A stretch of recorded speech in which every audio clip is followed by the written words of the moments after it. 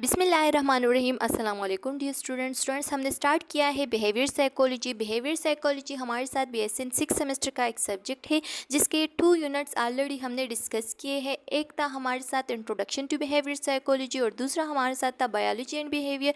वो हमारे चैनल के प्लेलिस्ट में मौजूद है। फिर हमने 3rd यूनिट स्टार्ट किया जो कि हमारे साथ था पर्सन परसेप्शन का पार्ट फर्स्ट हमारे चैनल के प्लेलिस्ट में मौजूद है। वहाँ पे भी आप लोगों को मिल सकता है और यहाँ इस वीडियो के डिस्क्रिप्शन के एंड में भी मैं आप लोगों के साथ लिंक शेयर करूँगी।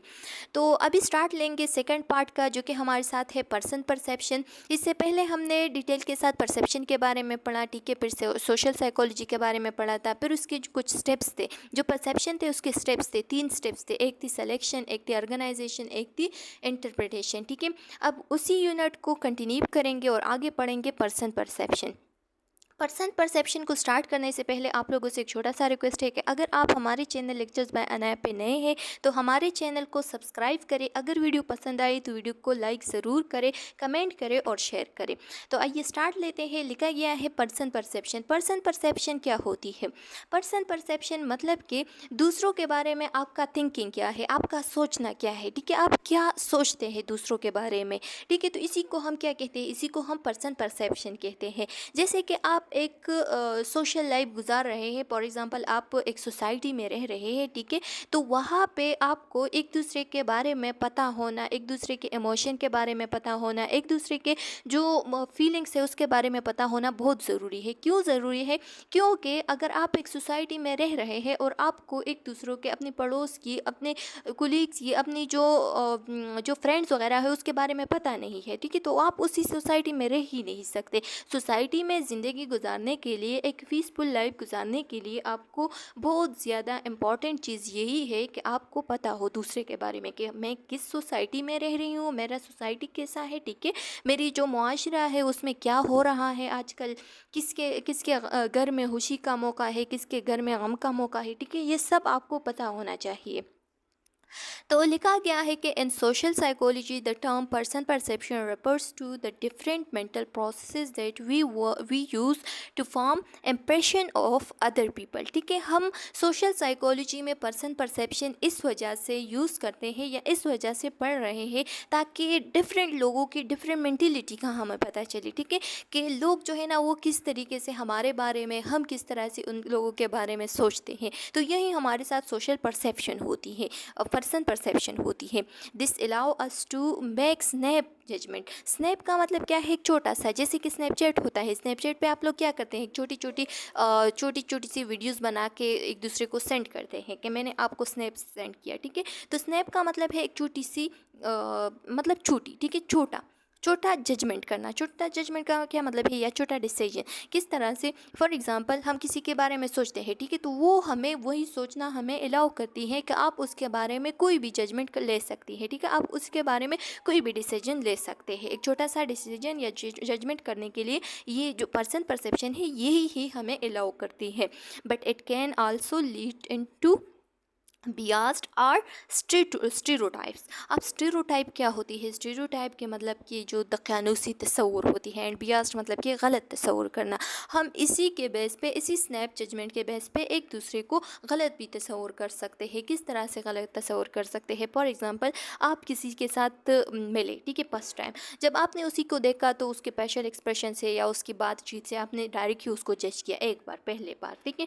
तो ऐसा तो नहीं होता। जब आप उस इंसान के साथ ज़िंदगी गुजारे, उसके साथ आप टाइम स्पेंड करें, तब आपको पता चलता है कि ये किस जहन का, किस मेंटेलिटी का बंदा है, ठीक है। पॉजिटिव बंदा है, नेगेटिव बंदा है, किस तरीके का बंदा है।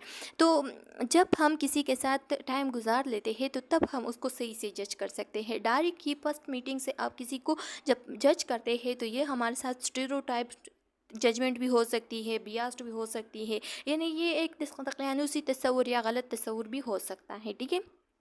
अच्छा, फिर लिखा गया है कि there are 2 types of person perception. अब पर्सन परसेप्शन के 2 टाइप्स है। एक हमारे साथ है इनडायरेक्ट परसेप्शन, एक होता है डायरेक्ट परसेप्शन। डायरेक्ट परसेप्शन वो परसेप्शन होता है जो कि हम डायरेक्ट ही इंसान को देख के उसको परसीव करते हैं। जैसे कि फॉर एग्जांपल उसका एज हो गया, उसका जो जेंडर हो गया, ठीक है, कि ये मेल है फीमेल है, ये हम किसी से पूछते नहीं है कि आप मेल हो या फीमेल हो। हमें डायरेक्ट ही उसके जो बॉडी स्ट्रक्चर है, उसका जो पेस है, उससे पता चलता है, ठीक कि डायरेक्ट ही हमें पता चल जाता है, ठीक है, उसके पर्दे से पता चल जाता है कि ये मेल है या फीमेल है, ठीक है। दूसरा ये कि उसके एज के बारे में, जब हम बच्चे को देखते हैं तो हम कहते हैं कि ये छोटा बच्चा है, ये बड़ा है, यंग है, ठीक है, ये ओल्ड है, तो उसका एज का भी हमें पता चल जाता है। इसी तरीके से हमें उसका रेस का, ज़ात पात का भी पता चलता है। अगर आप सोसाइटी में रह रहे हैं तो आपको डायरेक्ट ही पता चलता है, जब आप किसी से बात करते हैं तो हर एक का लैंग्वेज जो है ना वो चेंज होता है, तो आपको पता चल जाता है कि ये कौन से रेस से ताल्लुक़ रखने वाला बंदा है, ठीक है। इसी तरीके से अगर इनडायरेक्ट की हम बात करें तो जब हम किसी से मिलते नहीं हैं, हम किसी के साथ टाइम स्पेंड नहीं करते, तो हम डायरेक्ट ही उसको परसीव नहीं करते कि ये इंसान जो है ना ये हॉनेस्ट है या लॉयल है। जब हम उसके साथ टाइम स्पेंड करेंगे, उससे बातचीत करेंगे, तब हमें पता चलता है कि ये लॉयल है या हॉनेस्ट है, ठीक है। उसके जो काम है, उसके जो तरीके है, जो बात जो है ना वो अपने हद तक रखना, ठीक है, ये सब जो है ना ये हमें शो करती है कि ये हमारे साथ अब क्या है, लॉयल बंदा है। तो ये हमारे साथ इनडायरेक्ट हो गया कि हमें पहले डायरेक्ट ही पता नहीं चलता, बल्कि उसके काम करने से, उसके बताने से हमें पता चलता है कि ये इंसान कितना लॉयल है और कितना हॉनेस्ट है। तो आइए बढ़ते चलते हैं types of person perception. Indirect person perception, indirect वो होता है कि many of the person attributes. Attributes क्या होती है? एट्रीब्यूट्स का मतलब कि आप जो इंसान जो बिहेवियर शो कर रहा है उसके पीछे उसका रीज़न क्या है, ठीक है, तो उसी को हम क्या कहते हैं, उसी को हम एट्रीब्यूट कहते हैं। यानी क्यों का जवाब देना, ये आगे आ रहा है, मैं आप लोगों को समझाऊंगी फिर। That observer may wants to know about another person, ठीक है, जब एक ऑब्जर्वर दूसरे बंदे के बारे में जानना चाहते हैं, ठीक है, कि वो लॉयल है कि नहीं, वो हॉनेस्ट है कि नहीं, वो कंटेम्प्टेबल है कि नहीं, ठीक है, तो इसी चीज़ को, कंटेम्प्टेबल का क्या मतलब है, मतलब कि वो हकीर है कि नहीं, ठीक है, तो इसी चीज़ को जानने के लिए आपको इनडायरेक्ट परसेप्शन, यानी उससे बातचीत करना, उससे बैठना, उसके साथ टाइम स्पेंड करना, ये सब बहुत ज़रूरी होता है, तब आप उसको ऑब्ज़र्व कर सकते हैं। आप डायरेक्ट ही एक इंसान को ऑब्ज़र्व नहीं कर सकते कि वो कितना कंटेम्प्टेबल है, वो कितना हॉनेस्ट है, वो कितना लॉयल है, ठीक है, तो उसके साथ बैठकर, उसके साथ टाइम स्पेंड कर, तब आपको पता चलता है। तो ये हमारे साथ क्या होती है, ये इनडायरेक्ट परसेप्शन हो गया। जब वो आपको खुद बताए तो ये इनडायरेक्ट है, और डायरेक्ट वो होता है जब आप खुद ही नोटिस करें, जैसे कि many of the person attributes that observers notice about another person need not to infer because they are directly observable and are therefore not noted immediately, ठीक है। अब वो आप किसी से पूछते नहीं है कि उसका एज क्या है, उसका रेस क्या है, उसका जेंडर क्या है, उसका सेक्स क्या है, ठीक है, तो इसके बारे में आप डायरेक्ट ही उसको क्या कर सकते हैं, उसको डायरेक्ट ही उसकी कैटेगरी को, उसकी जो रेस है, उसकी जो एज है, उसको डायरेक्ट ही आप नोट कर सकते हैं। डायरेक्ट ही उसको नोट करके इमीडिएटली आपके जहन में आ जाती है कि ये इंसान इतने उम्र का हो सकता है, ये अब बूढ़ा है, ये जवान है, ये बच्चा है, ठीक है। और दूसरा ये कि ये इसकी रेस क्या है, क्योंकि उसकी लैंग्वेज से पता चल जाता है। और तीसरा ये कि उसकी सेक्स क्या है, मतलब कि ये फीमेल है या मेल है, ठीक है, तो डायरेक्ट ही आप जो है ना उसको नोट कर सकते हैं। इसको ऑब्जर्व करने से आपको पता चल जाता है। ऐसा नहीं है कि आप जो है ना उसके साथ टाइम स्पेंड करोगे और वो खुद आपको बताएगा, बल्कि आप डायरेक्ट ही जो जिस चीज़ को नोट करते हैं तो उसको हम क्या कहते हैं, उसको हम डायरेक्ट परसेप्शन कह सकते हैं। Some of these attribute include categorical judgement about other people such as their sex, their race, their age, ठीक है। अब एक सिचुएशन आता है। सिचुएशन क्या होता है? सिचुएशन मतलब कि एक सवाल आपसे पूछा जाएगा, ठीक है, मतलब कि फॉर एग्जांपल आप किसी के शॉप पे गए हैं, ठीक है, और वहाँ पे आप एक गाड़ी को ख़रीद रहे हैं। तो गाड़ी क्या करता है, बेचता है, ठीक है, तो गाड़ी बेचने वाले से आप पूछते हैं कि क्या कि there is anything wrong with it, क्या इस कार में कुछ ना कुछ कोई खराबी है या नहीं। He look you in the eyes and says, वो आपके आंखों में देखता है कि नो वे, ऐसा ही हो ही नहीं सकता, ठीक है, ऐसा हो ही नहीं सकता कि इसमें कोई भी खराबी हो, ये बिल्कुल परफेक्ट कार है और आपके लिए तो बिल्कुल परफेक्ट है, ठीक है। तो क्या आप उस पर बिलीव करेंगे? तो आप लोग कमेंट सेक्शन में बताइए कि क्या आप उस पर बिलीव करेंगे। मेरा तो यही परसेप्शन होगा कि नहीं, मैं कभी भी बिलीव नहीं करूँगी जब तक मैं उस कार को चलाऊँगी नहीं, जब तक मैं उसके बारे में पूरा उसके बारे में जानूँगी नहीं, ठीक है, तो तब तक मैं उसी बंदे पे जो ऑनर है उस पर कभी भी यकीन नहीं करूँगी, ठीक है। दूसरा सिचुएशन हमारे साथ आता है कि imagine that you are a professor. आप इमेजिन करो, चलो 5 मिनट के लिए आप लोग भी इमेजिन कर ले कि आप प्रोफेसर है, ठीक है, आप जो है ना कॉलेज, एक अच्छे कॉलेज में प्रोफेसर है, चलो आप KMU के प्रोफेसर्स बन गए, ठीक है। तो अब अपने अंदर की फीलिंग्स लाओ कि मैं प्रोफेसर हूँ, ठीक है। The day after you giving a mid term exam, और आपने अपने स्टूडेंट्स को, अपने क्लास को क्या दिया, मिड टर्म एग्ज़ाम दे दिया, ठीक है। एक स्टूडेंट्स आता है और आपको देख के बोलता है फेवर इनोसेंस के साथ, मासूमियत के साथ वो कहता है कि I am sorry I missed exam, कि सॉरी सर, मुझसे एग्ज़ाम जो है ना वो मिस हो गया। और क्यों मिस हो गया उसने रीज़न भी दिया, ठीक है, एट्रीब्यूशन भी दिया कि due to death of my uncle, मेरे अंकल की डेथ की वजह से मैंने एग्ज़ाम मिस किया। अब आप लोग जो है ना आपको चाहिए कि आप मेरे लिए एक मेकअप एग्ज़ाम अरेंज करें, ठीक है। I want to take a makeup exam, ठीक है, कि मैं चाहता हूँ कि मेरे लिए एक मेकअप एग्ज़ाम जो है ना वो अरेंज हो जाए, ठीक है, और मैं उस एग्ज़ाम को क्या करूँ, उसके लिए प्रिपरेशन करके उसको दे दूँ। Do you accept this story, क्या आप इस स्टोरी को एक्सेप्ट करेंगे? तो शायद हो सकता है हम बियास्ट भी कर सकते हैं कि नहीं, बस ये बच्चा जो है ना ये झूठ बोल रहा है, ठीक है।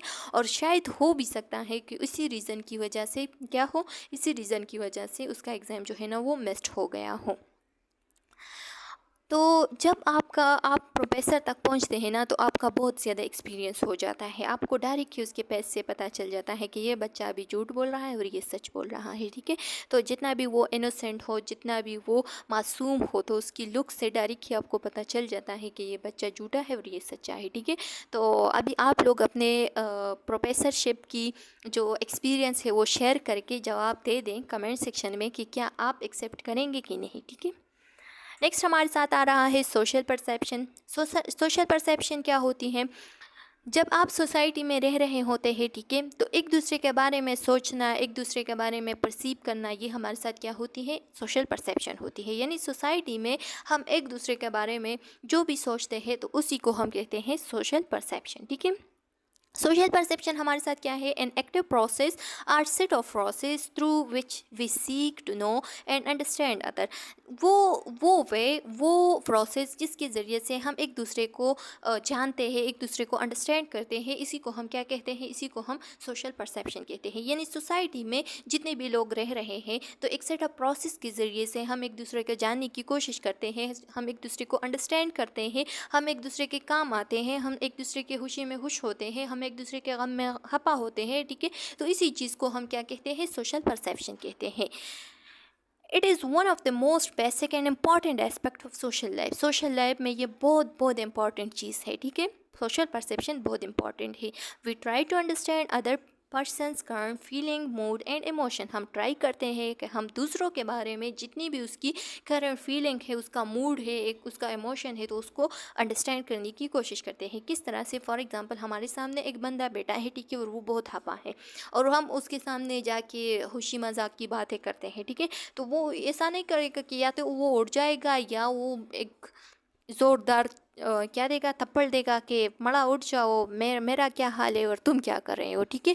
तो क्या करेंगे हम, पहले हम वहाँ जाके एक इन्वायरमेंट बनाएंगे। इन्वायरमेंट किस तरह से बनाएंगे कि पूछेंगे कि भाई क्या हुआ है, ऐसे ऐसा क्यों मूड है, क्यों हपा हो, मुझे बताओ, मेरे साथ आप शेयर कर सकते हो, ठीक है। तो ये एक इन्वायरमेंट बन गया। अब उसके अंदर की जो फीलिंग्स है, जो मूड है, जो इमोशन है, वो बाहर आएगा और वो आपको बताएगा। अगर आप उधर जाके उसके सामने डायरेक्ट ही हंसी मजाक को शुरू करेंगे तो वो उसका तबीयत ऑलरेडी भी ख़राब है, उसका मूड ख़राब है, और आप और भी उसका मूड जो है ना वो ख़राब कर सकते हैं, ठीक है, इसके ज़रिए से। How they are feeling right now, अब वो कैसा फील कर रहा है, ठीक है, इसके बारे में पूछना वगैरह ये सब। और उसके जो नॉन वर्बल एक्सप्रेशन है, जो क्यूज़ है, क्यूज़ मतलब कि एक इशारा देना, उसके फेशियल एक्सप्रेशन से, उसके आई कांटेक्ट से, उसके बॉडी पोस्चर से, उसके मोमेंट से हमें एक इशारा मिलता है कि ये इंसान अभी किस तरह सा फील कर रहा है, ठीक है। We attempt to understand the more lasting causes behind other behaviours, और हम फिर ट्राई करते हैं कि उस बिहेवियर का जो इंसान शो कर रहा है, ठीक है, अगर वो गुस्सा है, अगर वो खुश है, अगर वो हपा है, जो भी वो बिहेवियर शो कर रहा है, ठीक है, तो उसके बिहाइंड जो लास्ट वाली जो मतलब जो मेन काज है उसके बारे में हम पूछने की या अंडरस्टैंड करने की कोशिश कर रहे हैं। The reason why they are acted in certain way, वो क्यों इस तरीके से इंटेंशन या ट्रेड्स या मोटिव्स के ज़रिए से वो क्यों इसी तरीके से क्या कर रहा है, एक्ट कर रहा है। ठीक है, तो इसके बारे में हम पूछने की कोशिश करते हैं, उसको जानने की कोशिश करते हैं। नेक्स्ट हमारे साथ आ रहा है एट्रीब्यूशन। अब एट्रीब्यूशन क्या होता है, जैसे कि मैंने आप लोगों को पहले भी बताया कि एट्रीब्यूशन हमारे साथ क्या होती है, क्यों का जवाब देना, यानी परसेप्शन की काज को ढूंढने का जवाब देना। ठीक है, या परसेप्शन की काज को ढूंढना, यह हमारे साथ क्या होती है, ये एट्रीब्यूशन होती है। ठीक है, तो लिखा गया है कि attribution is being able to successfully identify a person's behaviour based on the current context of the situation. ठीक है, इस करंट कंटेक्स्ट या इस सिचुएशन के पीछे जो बिहेवियर इंसान शो कर रहा है, ठीक है, इसके बिहाइंड रीज़न क्या है, उस रीज़न को मालूम करना, सक्सेसफुली उसको आइडेंटिफाई करना, ये हमारे साथ एट्रीब्यूशन होती है। यानी जो इंसान जो बिहेवियर शो कर रहा है उसकी क्यों का जवाब देना, यानी वो क्यों ऐसा बिहेवियर शो कर रहा है, तो इसी चीज़ को, इसी क्यों को हम एट्रीब्यूशन कहते हैं। अब ये आप लोगों के लिए रिमेंबर रखना है कि एट्रीब्यूशन क्या होता है। ठीक है, ये जो है ना, ये मिड टर्म में क्वेश्चन आ सकता है। Attribution is the process through which we link behavior to its cause। जब हम किसी भी बिहेवियर को किसी भी काज से जोड़ लेते हैं, ठीक है, उससे लिंक्ड कर देते हैं कि इसी काज की वजह से ये बिहेवियर शो हो रहा है इसी इंसान का। ठीक है, तो इसी चीज़ को हम एट्रीब्यूशन कहते हैं। To the intention, dispositions and event that explain why people act the way they do। ठीक है, तो वो जो भी इंटेंशन, डिस्पोजिशन वगैरह हो सकती है, इवेंट, सिचुएशन भी हो सकता है, एनवायरनमेंट भी हो सकता है, जिसकी वजह से इंसान जो है ना वो इसी तरीके का क्या कर रहा है, एक्ट कर रहा है, तो उसी चीज़ को मालूम करने को हम क्या कहते हैं, एट्रीब्यूशन कहते हैं। For example, if you are at the wedding, for example आप एग्जांपल ले लें, ठीक है, थोड़ा खुश हो जाए, चलो अंदर की फीलिंग लाओ कि मैं एक वेडिंग में गया हूँ, ठीक है, एक फंक्शन है वहाँ पे गया हूँ। You attribute everyone's happiness because getting married is a cause of to celebrate. ठीक है, अब आप वहाँ पे गए, चलिए सोचिए आप किसी की शादी में गए हैं, ठीक है, और वहाँ पे आप सोच रहे हैं कि यहाँ पे जितने भी लोग होंगे वो खुश होंगे। क्यों खुश होंगे, क्योंकि मैरिड में लोग जो है ना वो क्या करते हैं, सेलिब्रेशन करते हैं, खुशी को मनाते हैं। तो ये हमारे साथ क्या हो गई, ये एक एट्रीब्यूशन हो गई कि हर एक इंसान जो है ना वो खुश होगा। क्यों खुश होगा, जब क्यों का जवाब हम देते हैं कि क्योंकि वहाँ पे सेलिब्रेशन होगी, शादी में हम खुशी को मनाते हैं। ठीक है, तो ये हमारे साथ एट्रीब्यूशन हो गई। Attribution help individual understand and rational the behaviour of other through the use of information gather by observation. ठीक है, अब एट्रीब्यूशन हमारे साथ क्या होती है, हर एक बंदे की जो बिहेवियर वो शो कर रहा है उसके बिहाइंड रीज़न को लिंक करना, ये हमारे साथ एट्रीब्यूशन होती है। अब टाइप्स ऑफ एट्रीब्यूशन आते हैं, ये मैंने फर्स्ट वीडियो लेक्चर में फर्स्ट स्लाइड में भी बताया था कि there are two type of attribution, एक होती है डिस्पोजिशनल और एक होती है सिचुएशनल। ठीक है, अगर आप लोगों को याद हो तो अभी हम उसी चीज़ को एक्सप्लेन कर रहे हैं कि डिस्पोजिशनल एट्रीब्यूशन कौन सी होती है और जो सिचुएशनल एट्रीब्यूशन है वो कौन सी होती है। पहले मैं आप लोगों को एक एग्जाम्पल देती हूँ, फिर स्लाइड की तरफ आते हैं। ठीक है, डिस्पोजिशनल की अगर हम बात करें, फॉर एग्जांपल आप बाज़ार में गए हैं, ठीक है, और वहाँ पे आपने अचानक अपने अब्बू को देखा, अब्बू के साथ बहुत सारा सामान है किस चीज़ का, फॉर एग्जांपल उसके साथ घर के खाने वगैरह की जो भी चीज़ें हैं। ठीक है, तो वो अब जल्दी से जाके अब्बू से उसी बोझ को क्या लेते हैं, ले लेते हैं अपने सर पे और उससे कहते हैं कि अब्बू मैं ये काम कर लूँगा, आप चले जाए आराम कर ले, या आप अपना दूसरा काम कर ले, मैं इसी चीज़ को घर तक पहुँचा देता हूँ। ठीक है, या मैं भी आप लोग आपके साथ चलता हूँ और ये जो जितना भी सौदा वगैरह है आपके पास, ये मैं घर तक ले जाने की कोशिश करता हूँ। ठीक है, तो ये आपका अब जो अंदर की अखलाकियात है उसको ज़ाहिर करता है। ठीक है, इंटरनल जो फीलिंग्स है, इंटरनल जो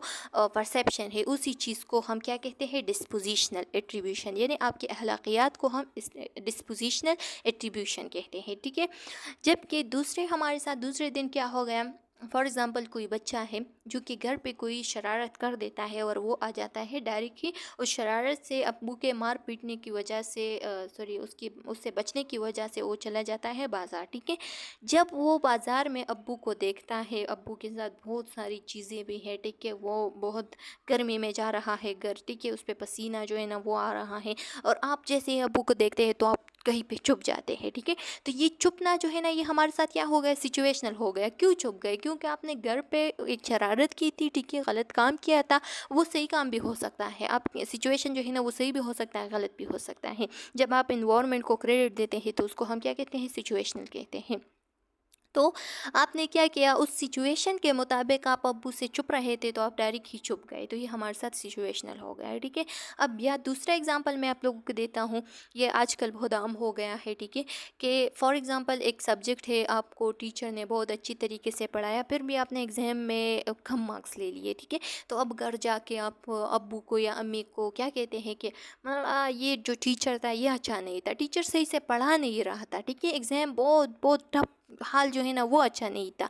ये सब चीज़ें क्या है, सिचुएशनल है। मतलब आपने खुद ही पढ़ाई नहीं की है और जो ब्लेम है वो सिचुएशन पे डाला है, ठीक है, मतलब कि वहाँ के एनवायरनमेंट पे डाल दिया। तो ये हमारे साथ सिचुएशन एट्रीब्यूशन हो गया। अब आते हैं स्लाइड की तरफ के dispositional attribution. Dispositional attribution assigns the cause of behavior to some internal characteristics of a person rather than to outside forces, ठीक है। आउटसाइड फोर्सेस के बजाय आप क्या करते हैं, अपने इंटरनल की जो करेक्टरिस्टिक है उस पे उसकी वजह से आपका ये बिहेवियर जो है ना ये काज हो गया है, ये बिहेवियर आपने शो किया, जैसे कि आपके अखलाकियात हो गए, ठीक है। तो इसी चीज़ को हम डिस्पोजिशनल एट्रीब्यूशन कहते हैं।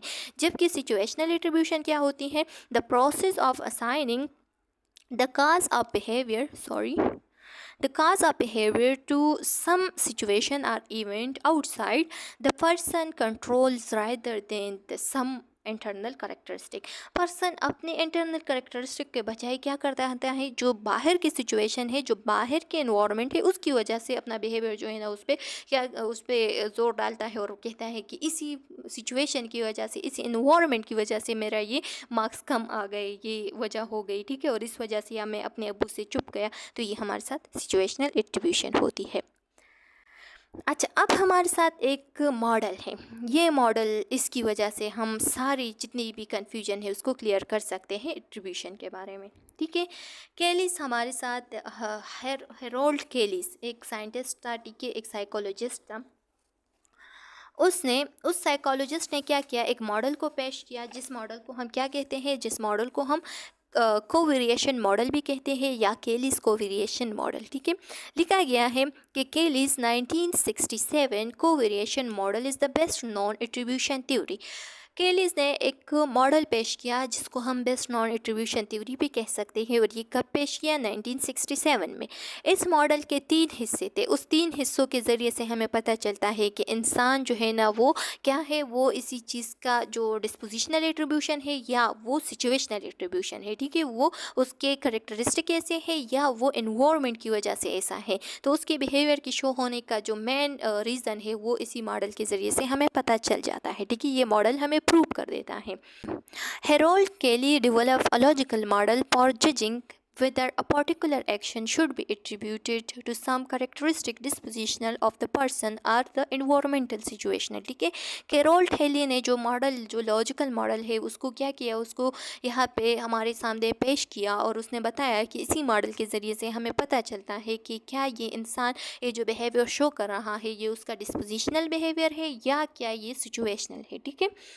ही आर्ग्यूज दैट, उसने इस चीज़ पे बहस किया कि is trying to discover the cause of behavior people act like scientists, ठीक है, कि इसी चीज़ के ज़रिए से, इस मॉडल के ज़रिए से आप किसी भी इंसान का जो बिहेवियर है उसकी काज को मालूम कर सकते हैं कि ये एट्रीब्यूशन है, जो एट्रीब्यूशन है ये डिस्पोजिशनल है या सिचुएशनल है, ठीक है। मतलब कि एज अ साइंटिस्ट इंसान जो है ना वो इसके ज़रिए से, इस मॉडल के ज़रिए से काम कर सकता है कि दूसरे के बिहेवियर की रीज़न जो है ना उसको जानने।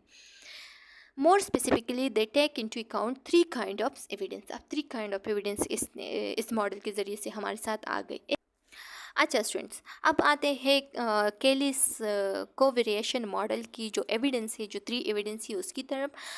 तो उस एविडेंस में 3 हमारे साथ एविडेंस थे जिसको हम CCD भी कहते हैं, यानी कंसिस्टेंसी एंड डिस्टिंक्टिवनेस। अब कंसेंसस में क्या होता है, कंसेंसस हमारे साथ एक ऐसा सिचुएशन होता है कि अगर एक ऐसा सिचुएशन बन गया है कि बाकी लोग एक सेम वैसे बिहेवियर को क्या करता है वहाँ पे बिहेव करते हैं, ठीक है, तो अगर आप भी बिहेव करें उसी वे से तो ये हमारे साथ फिर क्या हो गई, सिचुएशनल हो गई। और अगर वो लोग नहीं कर रहे हैं वैसा बिहेवियर और आप एक अलग टाइप ऑफ बिहेवियर करें तो ये हमारे साथ फिर क्या हो गया, ये हमारे साथ फिर डिस्पोजिशनल हो गया। तो यहाँ पे एक एग्जांपल दिया है कि Ali smoke a cigarette when he goes out for a meal with his friends, ठीक है, अली जो है ना वो स्मोक करता है, वो सिगरेट स्मोक करता है जब वो अपने फ्रेंड्स के साथ बाहर चलता है, ठीक है। तो ये एक क्या हो गया, एक तो पहले तो सिचुएशन बन गया क्योंकि फ्रेंड्स के साथ बाहर जाता है तो वो स्मोक करता है, सिचुएशन हो गया, एनवायरनमेंट हो गया, ठीक है। दूसरा हमारे साथ क्या लिखा है, if his friends smoke his behaviour is high in consensus, अगर उसके फ्रेंड्स भी स्मोक कर रहा है और अली भी कर रहा है तो ये क्या हो गई, सिचुएशनल बात हो गई। यानी अब उसका सिचुएशन ऐसा बन गया, एनवायरनमेंट ऐसा बन गया कि अली ने भी स्मोकिंग की अपने फ्रेंड्स के साथ क्योंकि उसके फ्रेंड्स भी स्मोक कर रहे थे।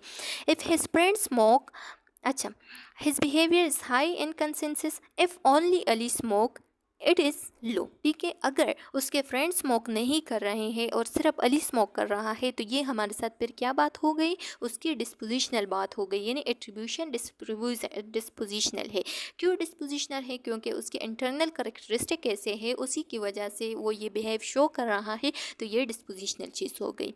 दूसरी एविडेंस की तरफ आते हैं कि डिस्टिंक्टिवनेस में क्या लिखा है कि the extent to which the person behave in the same way in similar situation. अब एग्जांपल की तरफ आते हैं कि if Ali only smoke when he is out with friends, ठीक है। अब अली जो है ना अगर वो सिर्फ और सिर्फ उसी टाइम पे स्मोक कर रहा है कि जब वो अपने फ्रेंड्स के साथ बाहर चलता है, तो एक सिचुएशन बन गया।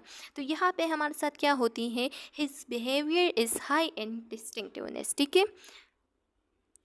If he smoke at any time और एनी प्लेस, ठीक है, अगर वो एनी टाइम या कभी भी किसी भी वक्त तो स्मोक कर सकता है किसी भी जगह पे, मतलब कि सिचुएशन के मुताबिक नहीं है, अपने फ्रेंड्स के साथ नहीं है, तो ये चीज़ हमारे साथ उसके इंटरनल करेक्टरिस्टिक को जाहिर करती है और यही चीज़ को हम कहते हैं डिस्पोजिशनल एट्रीब्यूशन। अब दूसरी जो लास्ट क्या है हमारे साथ जो एविडेंस है, तो उसमें लिखा गया है कंसिस्टेंसी में क्या होती है, the extents to which the person behave like this every time in situation अगर वो इंसान एवरी टाइम इसी चीज़ को क्या करता है, कंसिस्टेंसी में रखते हैं, बार बार वो स्मोकिंग कर रहा है, ठीक है, तो इसी चीज़ को फिर हम कंसिस्टेंसी कहते हैं। अगर कोई इंसान किसी बिहेवियर को बार बार शो कर रहा है तो इसी चीज़ को हम कंसिस्टेंसी कहते हैं। लिखा गया है कि इफ़ अली, ये अली है, only smoke when he is out with friends, अगर अली जो है ना वो अपने फ्रेंड्स के साथ बाहर जाता है और वो स्मोक कर रहा है, ठीक है, तो यहाँ पे कंसिस्टेंसी जो है ना वो हाई है। If he only smoke on one special occasion, या अगर वो किसी स्पेशल ओकेशन में क्या कर रहा है, स्मोक कर रहा है, तो ये चीज़ अब क्या हो गई, ये हमारे साथ सिचुएशनल हो गई कि सिचुएशन की वजह से स्मोक कर रहा है, तो यहाँ पे कंसिस्टेंसी लो होगी। और अगर वो एनी टाइम अपने फ्रेंड्स के साथ जब बाहर जाता है, ठीक है, तो वो रोज़ बरोज़ भी हो सकता है, वो दूसरे दिन भी हो सकता है, जब भी वो अपने फ्रेंड्स के साथ बाहर जाता है और वो स्मोक कर रहा है, ठीक है, तो ये हमारे साथ कंसिस्टेंसी हो गई, हाई कंसिस्टेंसी, यानी ये उसकी डिस्पोजिशन अप हो गई। अब उसकी जो इंटरनल कैरेक्टरिस्टिक है वो इसी चीज़ को चाहते हैं। तो यहाँ पे एविडेंस को शो किया है फिर कि low consensus, low distinctiveness and high consistency lead to come to the conclusion that the behavior has a dispositional attribution। अगर हमारे साथ कंसेंसस लो है, डिस्टिंक्टिवनेस भी लो है और कंसिस्टेंसी हाई है, ठीक है, यानी बार बार स्मोकिंग करना है, ठीक है। डिस्टिंक्टिवनेस मतलब कि वहाँ पे सिचुएशन की वजह से वो स्मोक नहीं कर रहा है बल्कि अपने इंटरनल फीलिंग्स की वजह से स्मोक कर रहा है। कंसेंसस में भी मैंने आप लोगों को एग्जांपल दे दिया, ठीक है। तो यही चीज़ हमारे साथ शो कर रही है कि ये डिस्पोजिशनल एट्रीब्यूशन है। अगर हाई कंसेंसस है, नहीं उसके फ्रेंड्स भी स्मोक कर रहे हैं और वो भी किया, ठीक है, उसने भी किया सिचुएशन की वजह से, हाई डिस्टिंक्टिवनेस है, मतलब कि वो क्या कर रहा है, वो फ्रेंड्स की वजह से स्मोक कर रहा है, फ्रेंड्स की साथ जाता है तो वहाँ पे स्मोक कर रहा है, ठीक है। एंड लो कंसिस्टेंसी, अगर वो किसी स्पेशल ओकेशन में स्मोक कर रहा है तो ये चीज़ हमारे साथ सिचुएशनल एट्रीब्यूशन हो गई। तो चलो स्टूडेंट्स, उम्मीद है कि ये आप लोगों को समझ आ गया होगा। अच्छा स्टूडेंट्स, अब लास्ट में मैं आप लोगों को एक होमवर्क देती हूँ कि आप लोगों ने कमेंट सेक्शन में क्या करना है, जो केलीस को वेरिएशन मॉडल है उसके ज़रिए से एक एग्जाम्पल निकालना है, ठीक है। इन तीनों एविडेंस को यूज़ करके इसके एग्जाम्पल निकाल के आप लोगों ने शो करना है कि ये हमारे साथ डिस्पोजिशनल एट्रीब्यूशन है या सिचुएशनल एट्रीब्यूशन है। और फिर मैं आप लोगों का जो कमेंट है वो चेक करूँगी। उम्मीद है कि आप लोगों को यहाँ तक समझ आ गया होगा। फिर भी अगर कोई क्वेश्चन कॉम्प्लिकेशन है तो आप लोग कमेंट सेक्शन में पूछ सकते हैं। नेक्स्ट वीडियो मिलते हैं, तब तक के लिए अल्लाह हाफिज़।